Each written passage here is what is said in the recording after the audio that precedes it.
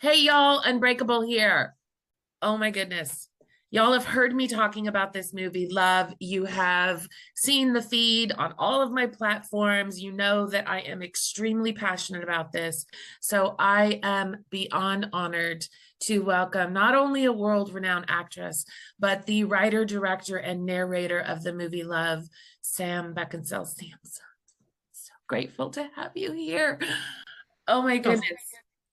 thank you for having me here. Share I'm not with sure how world renowned I am, but honey, I recognized your photos. I'm like, and it's funny because when I talked with Emma on Wednesday, I wasn't paying any attention to who she had CC'd in, right? I get contacted a lot by people wanting me to push their products and their projects and their own content and things like that. And that was a hard lesson for me to learn to say no because, Unbreakable, you do have value and it's okay to say no. So I just kind of took it with a grain of salt. Okay, yeah, sure, I'll review the movie. And then I reviewed it. And then I emailed all of y'all back. And then all of y'all started emailing me back. And I'm like, wait a minute, who are these people I'm communicating with?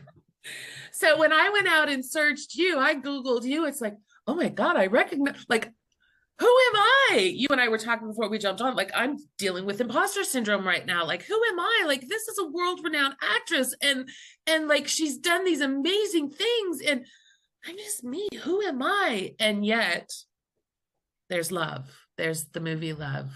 I'm honored. Let's jump into tell us where the movie started. well, the movie started from I'm a survivor, Mhm. and um, the way that my journey went was the biggest thing that one of my moments, if you like, was first of all, I didn't know what it was. I didn't know it had a name. I believed all the myths that domestic abuse was about physicality. Mm-hmm.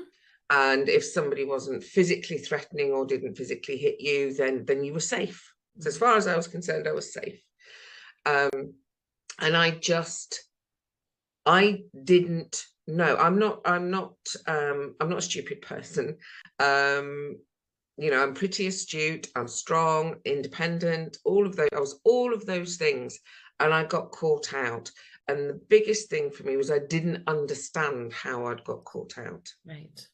Right. I didn't get it. It was like, how could I have let this happen to me? And we Just justify it so often by saying, well, they didn't hit me, right? yeah. Well, one of the things that I've learned as well through this journey is that coercive and controlling behavior is the absolute cornerstone to every kind of Yes. abuse. But I think we can go easy on ourselves as well because it didn't actually have a name until 2009. Right.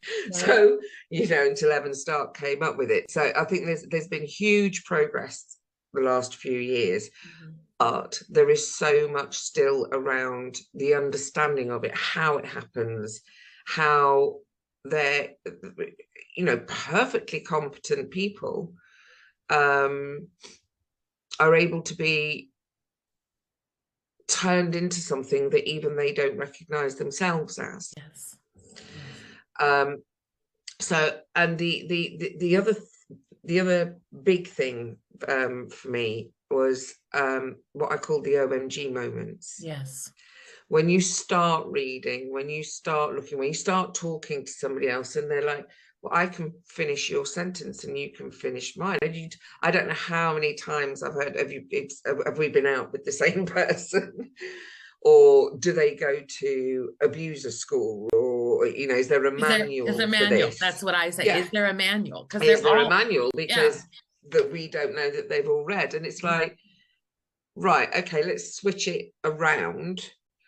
We can't all be lying about exactly the same things. We can't all be imagining all the same things. So what I spoke to Simon I've known forever, Jason is new, and we all got together as a team, and it is very much a team effort in lockdown. And it was like, right, how do we do this? Because so what I took in to make the script was as many of those elements as I could possibly get in that we all recognize. So it's, as like I said in one of the previous trailers, it's one voice telling millions of voices story. Yes. Because we do, the detail around it might be a little bit different, but they are so patterned, they are so predictable, and if they're predictable, they're preventable. Now, we're never going to stop abusers, right, but knowledge is critical. And once you know, you know. As you will know that once you know, you know. It's like you get an X-ray vision or something. Yeah, you can't unsee it. And I love what you said. Once you realize they're predictable, then it is preventable. Like it is. It's once we start to identify, we educate ourselves, we watch, like the movie Love, and we read research and we read up on the terms. Like we start to recognize right off the bat, red flag. I'm told all the time that, were you married to the same person? Just like you said, were you married to, do you know my ex? Like, and even from the side of the male perspective, it's the same. It's a human behavior. Yes. So the way I describe it, because this was something that I wrestled with as well, and I'm like you, full imposter syndrome, I'm still learning on my journey. I do a lot of DA advocacy and activism in the UK. And I've just forgotten what I was going to say. What did you in regards Hey, don't worry about it. I always, when I'm online, I always tell everyone in my community, look, I'm real, raw, open, and honest. And that means sometimes I stutter, and it just doesn't matter. We're real. It's literally gone out of my head. Oh, that was it. Human behavior. There you go. Human behavior. It doesn't. So, and I struggled with the gendered side. So yes, it is gendered in the UK, up to 3 women a week are unequivocally murdered. So that means there's no doubt, and it's usually their partner, and by their partners who are usually male. However, and there's a division that happens in the DA community, which kind of upsets me a little bit, is it's also not gendered, right, in that it can literally happen to anyone. Yes. And when I say, like, it happened to me, it can happen to anyone. I don't mean because, I used to be on TV, or because I think I'm special or anything like that, but because of the kind of personality I was. Anybody who knew me would have said and did say, well, Sammy knows what she's doing. He's odd, we think he's a bit of an odd choice, but she knows what she's doing. I wasn't backwards in coming forward. But he caught me out. Yes. And he caught me out because I didn't know. Okay. I didn't know about coercive control. I didn't know it. I didn't know what it looked like. Right. I didn't know that it was so patterned and predictable. And it's when you take that step back, it's like when you report, when people have reported to the police. We have this all the time. You take one little incident and you get, it's partly why you don't bother, is because you think that can't know, that's just silly. But it's when you take the step back and like I say, as we are all as a society and a community, an academic community and legal community, are understanding that the patterning is the absolute key factor to this. Yes. So there are little things that you ask. So, do the same things keep happening? So when you've asked somebody, you know, we're all going to upset each other. We're Mm-hmm. all going to have bad days. Yes. We're all going to, you know, hurt somebody that we love. Right. It's not about that. It's about when somebody hurts you. And if they apologize, it's I'm sorry, but, and it's always some other thing. So, and then they do it again. Right. Or they tweak it a little bit. So it's, the other thing I think is that we really underestimate abusers across the board. They're very clever. They know exactly what they're doing. Exactly. And so we need to change. I got caught out because he wasn't what I expected an abuser to look like. Right. He didn't do what I expected an abuser to do. So I have to teach myself. And that was where love, we are, like I said, we're never going to stop abuse, whether it's child abuse, women to women, you know, on women, you know, it's never going to stop. It's part of our society. But we can arm ourselves with knowledge. Mm-hmm. You said, you know, he wasn't what you expected an abuser to be.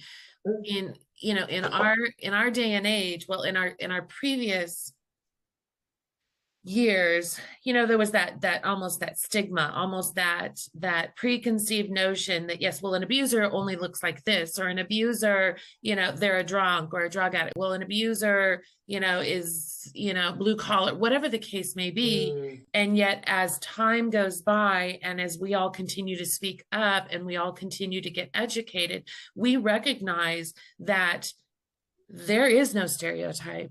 Like, abusers are CEOs of Fortune 500 companies, and they're, you know, clergymen, you know, religious figures, and they're women who are running their own businesses or stay at home. Like, there is no one mold. It comes in all shapes, sizes, genders, sexual orientations, backgrounds, nationalities. There's no way to identify it in that respect. But as you said, there is a way to identify it the more educated we become. Yeah. Because it's about human behavior. Correct. So I suppose I like loosely, like if you like a personality type, if you like, I think it should be, you know, almost part of like the birds and the bees. You know, we talk about relationship, we talk about to our children, our young people, you know, these people exist, and they are people who, for whatever reason, and it doesn't matter what the reason is. So abuse isn't fueled, or it isn't caused by drink, drugs, right, or whatever. It might, that, you know, it might exacerbate it in some ways, but that's not the root cause. The root cause is a human behavior. Correct. And so that's why it's societal, and that's why it's up, I feel personally, it's up to us as a society to identify it and help change it. And this, the film Love is about, I just hope everybody feels heard. Yeah. Because when I felt heard, that empowered me. Yeah. I wasn't mad. I wasn't crazy. You weren't at fault for world hunger and, you know, the wars everywhere, because of course we're blamed for everything, right? Oh God, yeah. You know, the cost of gas or petrol has gone up. Like, that's my fault. Okay, I'm sorry. You know, inflation has increased. I'm so sorry. I'm so sorry. It's, as I told you, you know, I say it all the time in my community that we are not alone and we are not crazy. And this movie just validates everything. It validates every last thought and emotion and action and choice that we made during getting out and after. It validates every last bit of it, where you know, I'm almost 4 years out, and by no means am I healed, and I never will be fully. You know, I hope to always be getting better, but at 4 years out, I like to think, okay, I've at least, you know, I'm here, whereas before I was here. And the movie was just like, I don't want to curse right now on camera, but holy freaking frack. It I didn't think about that. Like, I've educated myself, and I think so many of us, you too, we educate ourselves once we get out, but then someone comes along and shares their story and shares this movie, and it's like, oh my gosh, I forgot about that. I talked with Emma the other day about the one part where you're talking about suicide. Mhm. And you know, we were talking before we went on that, you know, that's a part of my life that, yes, I can absolutely say, yes, in December of 2018, I had a plan. You know, I knew exactly what I was going to do. And that's about all I've spoken about it since then, because I've had to compartmentalize that. It's like, okay, I'm not there yet. You know, healing is, like they say, eating an elephant one spoonful at a time. You know, you do what you can when you can. And that's not something that I have really delved into yet, because to this day, that's a part of my life that I am still absolutely terrified of. And watching the movie, when you talked about that I have to go through with this because I have to save him from me. I have to save my children from me, because we have been brainwashed to believe that we are at fault for everything that is wrong in the world. I remember, Sam, I remember sitting on my couch, and those were my exact thoughts. That's why I wanted to go. I didn't want to leave the earth. I didn't want to exist anymore. It was, I'm such a people pleaser, and I'm such an empath that I don't care about myself. I care about everybody else around me, and I have to save them from me, because I am such a worthless, you know what, and I don't deserve happiness, and I am the root of all evil. I sobbed, Sam. I feel tears welling up right now. I sobbed because I had forgotten. I had compartmentalized that so tightly that I had forgotten that those were the thoughts and the emotions, and that that's just how crazy and how far he had pushed me. This, you spoke from your heart in this piece. You spoke from your soul in this piece. I know that it's very personal, but I said before we went on camera that I could never thank you enough for speaking our story, especially for those of us, unfortunately, who are no longer with us, you know, and those of us who are still in, and those of us who are trying desperately to get out. You spoke for all of us. Well, I'm very humbled by that. And that's the thing about the movie, is this isn't my story per se, as in, you know, this isn't a documentary about me, Sam Beckinsale. This is what I hope to achieve, is that it would be all of our voices. Yes. One voice telling a million voices stories, because we all have the same one. The details around it are different, but we all have the same one. Again, back to that thing of, it can happen to anybody, and it's perpetrated by anybody, you know, just anybody. And it's a bit like turning the telescope round the other way round.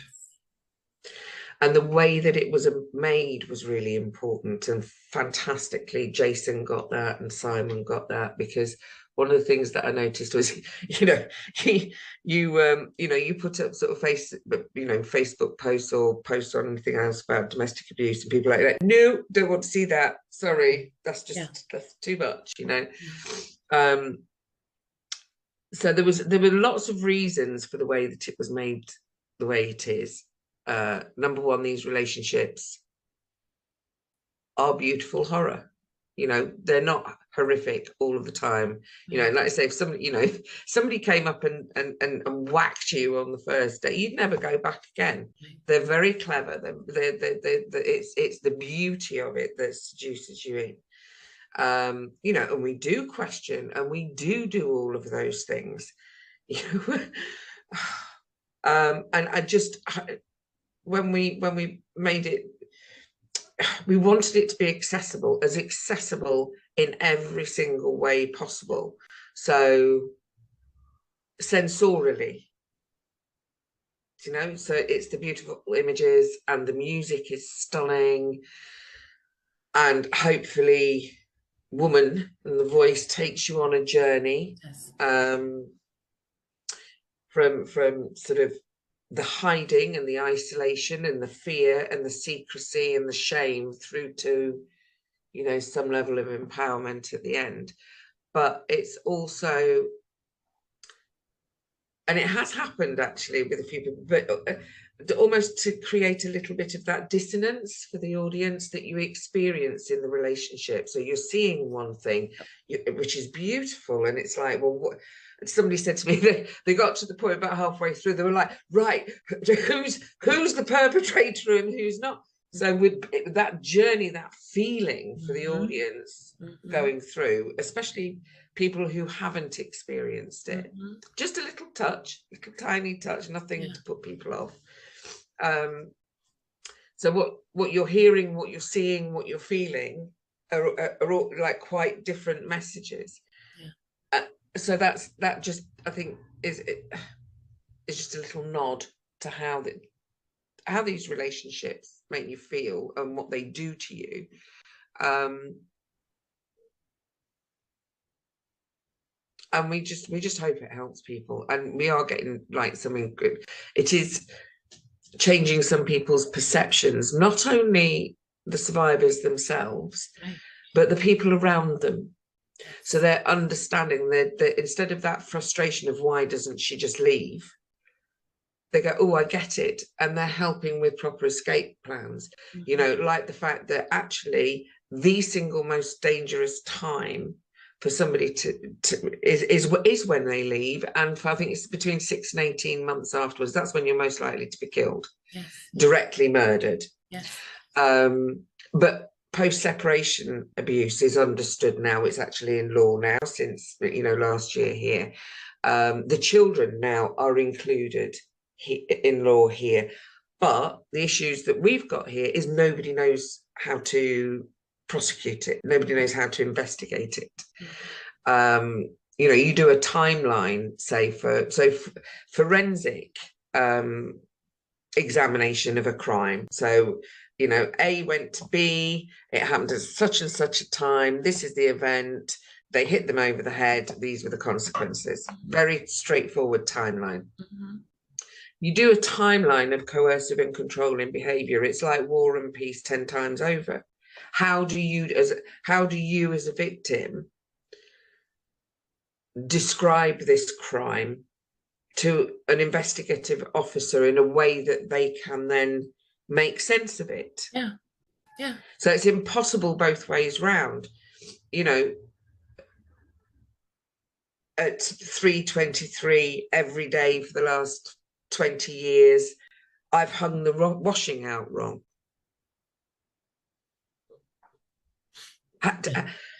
You know, it's so everybody, in my mind, everybody's in a that's why I say about turning the telescope the other way round. There's a really good hashtag, actually, pivot to the perpetrator.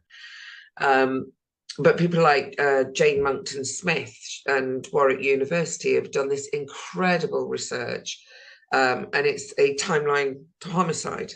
And it's 8 stages, and it's so predictable. It can go in 8 stages, and this is a tool for police and people like that to go, well, oh, he's a stage 6, or he's a stage 2.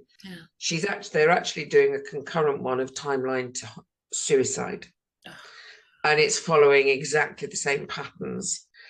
But the point of it is that when you know what stage the perpetrator's at, then you know the type of interventions that need to be put in place. Because at the moment, there's none until it's a crisis point, and that's when you've got a body. Yeah. Whether it's through what I call murder by proxy or direct physical murder. Correct. You talked about that in the movie. I'm encouraged in communicating with you and Emma, and then I work directly with Lou Moultrie, who's been in the DV field over there for many years as well. So, you know, I kind of have my ear to the ground in the UK. I'm encouraged to hear the changes out there, because I can tell you that we here in the US, it's disgusting. It is truly disgusting. There's something that I just saw recently on social media, that a couple of daycare workers wore the Scream movie mask. Yeah. Did you see that? And they're going around and they're terrifying these babies. And they went live with it. These 5 people, okay, it's completely unacceptable. And I agree wholeheartedly that terrorizing the children like that is abuse. They're all being convicted for abuse. Whereas now, I don't want to minimize by any means what they're going through, because it is completely unacceptable and horrific. But it got me thinking that there's so many of us out there who they never hit, that there are things happening to our children that are just as bad, if not worse. I personally had a situation where the abuser took my child, lifted him off the ground up against the wall, and choked my child. And yet Child Protective Services came in and they closed the case unfounded because there were no marks. And these caseworkers were not educated in the warning signs. Had they just been educated in the warning signs, they would have seen the terror in my eyes, my behaviors, my words, as well as my child's eyes, his words and his behaviors. They would have seen that coercive control. They would have seen that, you know, we can't move to, like, don't even move too much. Don't say too much. Don't look the wrong way. Like, I can look back on it now and I can see, had I been looking at that situation as a third party, something doesn't feel right here. And yet our system here in the US, while yes, they are overworked and underpaid and the caseloads are more than they can handle, if we would just identify it, like you said, at that stage, had they seen at that stage, had they been educated and knowledgeable enough at that stage, not just in my story, but in millions of others, we would not be burying children. And it is simply because our system is broken. Our system doesn't recognize it. Our system doesn't understand. When we victims are told, and this is part of the letter I'll share with you, this is part of the letter that I'm utilizing to send you know, the information about the movie out to legislation out here in my country, in my state, in my communities. Had they been educated, had the legal system, law enforcement been educated, they wouldn't have told me when I called them, just ignore the threats. Just ignore the emails, the text messages, the, you know, the voicemails, just ignore all of it. They haven't come on your property. No, they haven't come on my property. But I'm showing you there are threats of violence in all of this communication. Well, you know, I literally was told this by my local police department, the officer who came to my house when I filed that report. Until he actually follows through on it, there's nothing we can do. I want to use the F word so bad right now. Like, what is wrong with you people? We are burying victims, women, children, men. We are burying people every single day because you're telling me there's nothing you can do until they actually follow through on something. And that's when it's too late. Precisely. And that is what happens. I mean, like, fantastically, we have now got a non-fatal strangulation law in this country. People have fought really hard for it, and it is there, and it is being used. But, you know, 15 years ago, we had a law that covered psychological assault. But our system is broken too. So we may have the laws, but you've got to implement them. Yeah. In 2015, we got the Domestic Abuse Act. There's only half. I mean, there now, thankfully, there are half the police forces have actually been trained, but there's still only half of them. And it's taken this long. We've had a law that they haven't had any training in. Now, I'd like to know what other law there is where nobody has training in how to catch the perpetrators. Right. Is it just, you know, is it just the Domestic Abuse Act? I mean, there is so much that's on the positive note. There is so much that's being done. So, for instance, I work with Safe Lives and the DA matters training, but that's the police. We need the judiciary. Yes. We need the Crown Prosecution Services. We need the juries to understand it, which is your everyday person, and that's you know, over here, not dissimilar to yourselves. And this is, love is hopefully a tool to start conversations, for understanding, for a little bit of release, maybe from fear, shame and guilt, which is gifted to us by our perpetrators but isn't ours to carry. A little light, a little hope, but its main thing is to enable action. So anybody who's seen it can take it to wherever they need it to go to. So one lady, it was incredible. I mean, I've been in tears all over the place. I'm surprised I haven't been today. She took parts of it, she wrote parts of it down and wants to take it to her therapist because it's saying what she's been trying to say. Yes. But she hasn't been able to just find the right words. You know, and we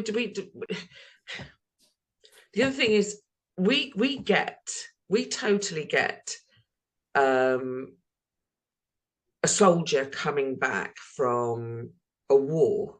Yes. Has dissonance, has mental health, you know, difficulties, has time, you know, there is a period of readjustment that you need a lot of support for. You know, that's no different whether it's a child coming out of a family of abuse, whether it's partner abuse. That is the process we all need. People need to be buffered.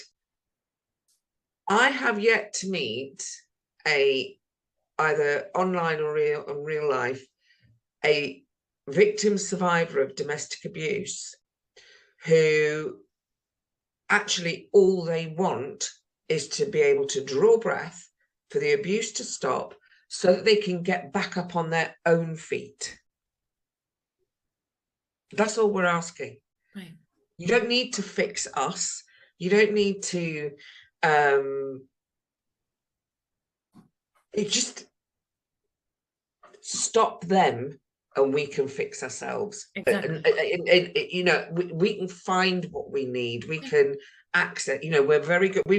You know, because we've spent years surviving. It was really interesting on the DA Matters training, actually, where it was talking about and asking the officers, you know, why doesn't somebody leave?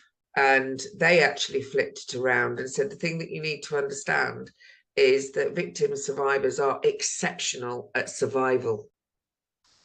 Oh God, yes. And that's why we don't leave, because we know, because they've told us, that's when they're going to kill us. Yeah.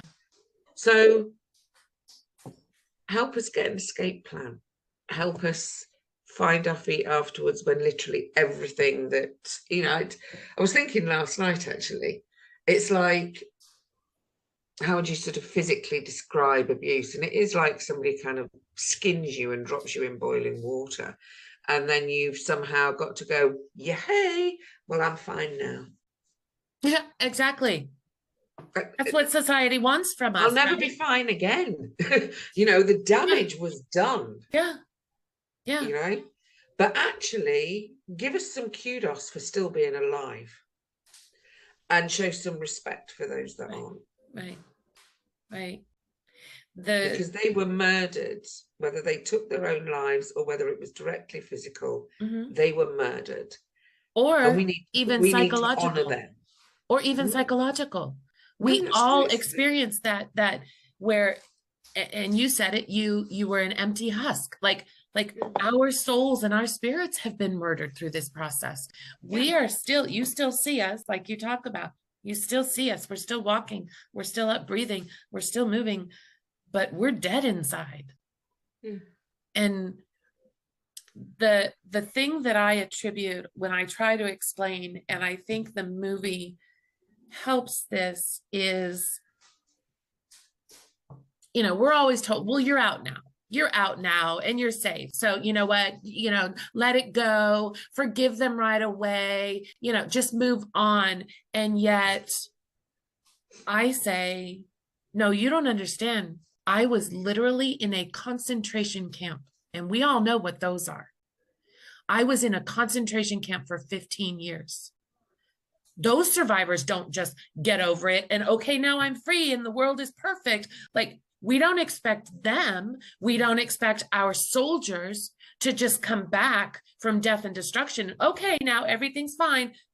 We have fought in that war as well.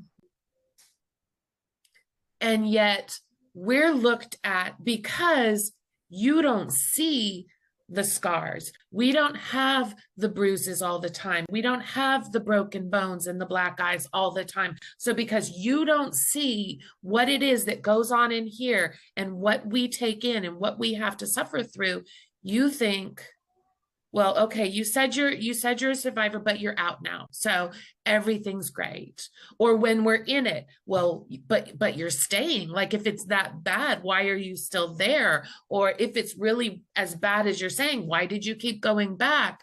This movie solidifies the education on, here's what we've been trying to tell you. Here's what you need to understand, that this thing right here was created perfectly when we popped into this world, right? This is the world's best computer there is. And this thing right here gives us survival skills. It gives us, the coping mechanisms, the fight, the flight, file that memory away. I can't deal with it. I mean, this thing right here is this computer, this amazing computer. And we've been exposed to viruses. And we all know viruses in computers, you can't really see them. You want me with this virus, this fungus, this disease in my head, in my body, in my soul. You want me to act like everything's okay, because then that makes you feel better. The movie sheds not a spotlight, but brings the whole dang sun down, and it's like, look, now do you see? I told you, I don't think I've ever been more passionate, other than my own story. I don't think I've been more passionate about something than I am about this movie. And I was talking with Emma the other day, and I said, I want to purchase 10 copies. I want to give away 10 copies to my community. She's like, oh, no. I'm sure we can get you those. I'm like, no, I'm purchasing 10 copies. I want to support this. I want to be a part of this. I am honored and blessed. And, I don't want anything from it. I'm not asking for anything. I am doing this simply because you created this masterpiece. and it needs to be seen. It needs to be heard. It needs to be felt. It needs to educate, and it needs to change this world. I told you before, thank you is not even a strong enough word. It's not a strong enough phrase. It's not strong enough to tell you how much it has changed my life already, and how excited I am to watch it change the lives of millions of people. Sam, I'm speechless. I'm speechless. Well, the fact that we seem to have achieved what we set out to do leaves me speechless and leaves me emotional and leaves me overwhelmed. It has been really overwhelming, actually. Yeah, because that was why we made it. It's why it's on Vimeo. You don't have to subscribe. You can watch it anywhere on any device, you know. YouTube, you have to be able to to get that. There's all sorts of issues, so we've done it in the way that we hope gets to everybody, yeah, who needs it, yeah, whether they're a survivor or not, and for it to impact people like it's impacted yourself, mm-hmm. and others, and hearing that, it just blows us away, blows me away. That's all I wanted. I didn't want anybody else to get caught out just because they didn't know. Yeah. Yeah, I want to cry. My tears are... I did my makeup today really cute, so I'm like trying not to cry at all. Oh my goodness. I am so excited to see you in December. I am honored for that event. I'm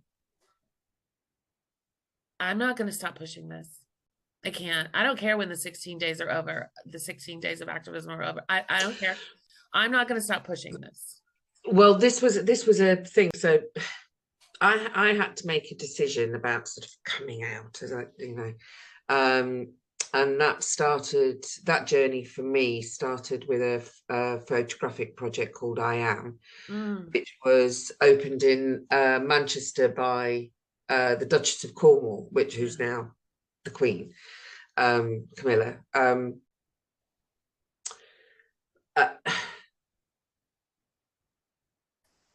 And making that, it's going back to that thing of, you know, why don't you just move on? Well, in lots of ways, probably I could have, but I couldn't. And the reason I couldn't was nothing to do with me, but because I knew it was happening again.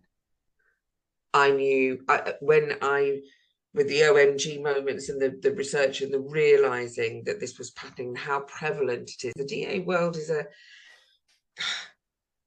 it's like stepping through a portal.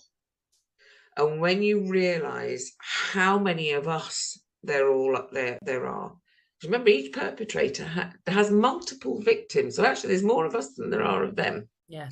So that's what I tell myself anyway. It's this incredible world that, like I said, it's like stepping through a portal for me.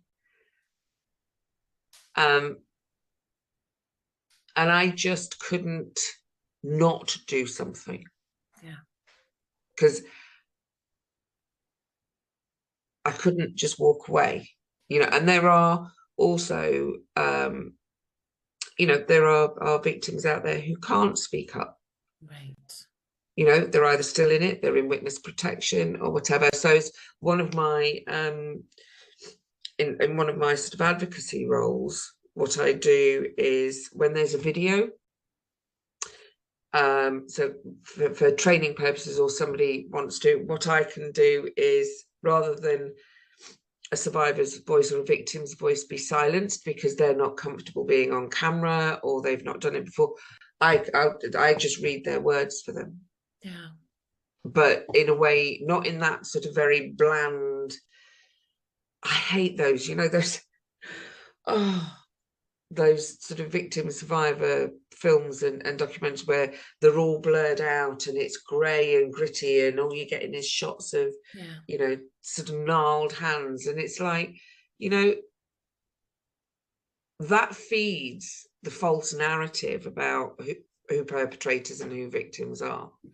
So, but I'm over the moon. I couldn't be more honoured at your support, all of us. Actually, I think I can quite freely speak for the whole team. I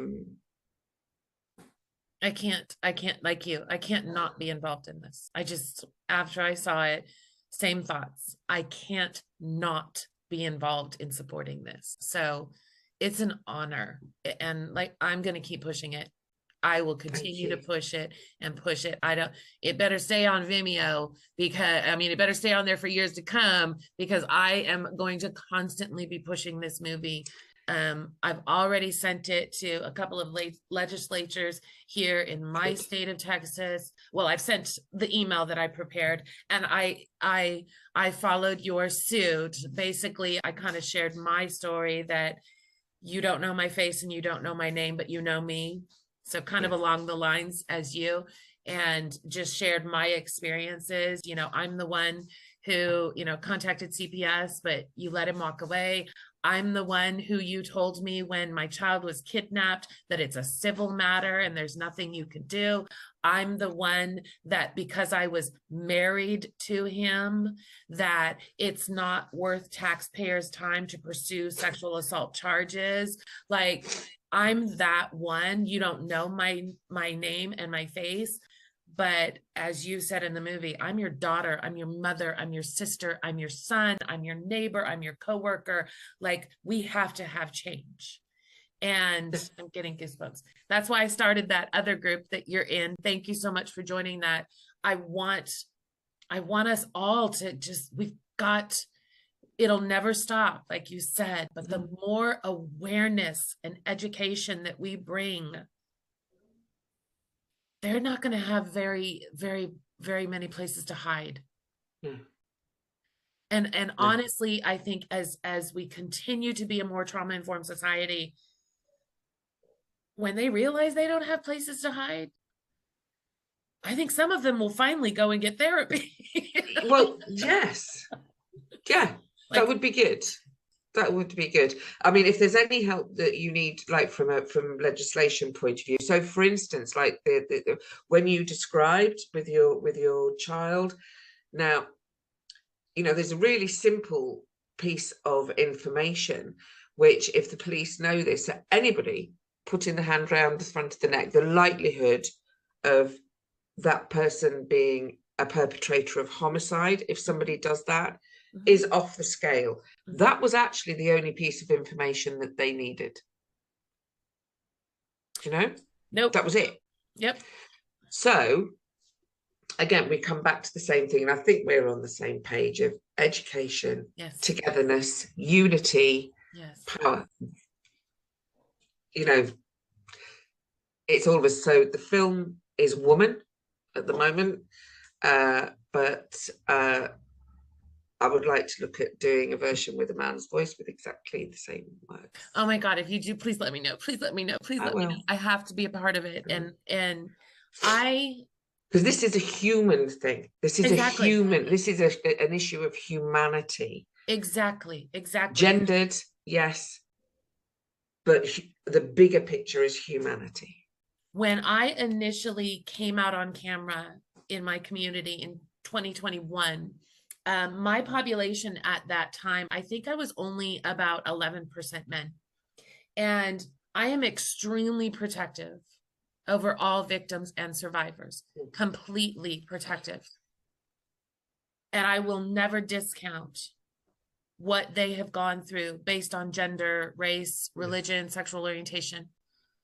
But what I am even more protective over is our male survivors, because let's be honest, let's be frank, we have the bigger voice. Yes, the numbers are higher, that predominantly it happens to women and predominantly it's the men who are the perpetrators. But let's not overshadow the fact that it's the flip side as well. And so I make it a point to support all of the survivors and victims in my community, but I make it a point not only to give a victim a voice, regardless of gender, but to also validate our men in my community. And I will tell you, to some it may not mean much, but at over 1.7 million, I am now 45% men. And it's Wow. like they're getting, like, we've fought for our voice for so long, you know, that they're so behind the times. They don't have that voice that we currently have. And so if you do that project, please, I don't care what it is, I would love to be involved in that. I am so adamant about every single one of us having a voice. Absolutely, but that also, there is responsibility on all sides to actually not be divisive as well.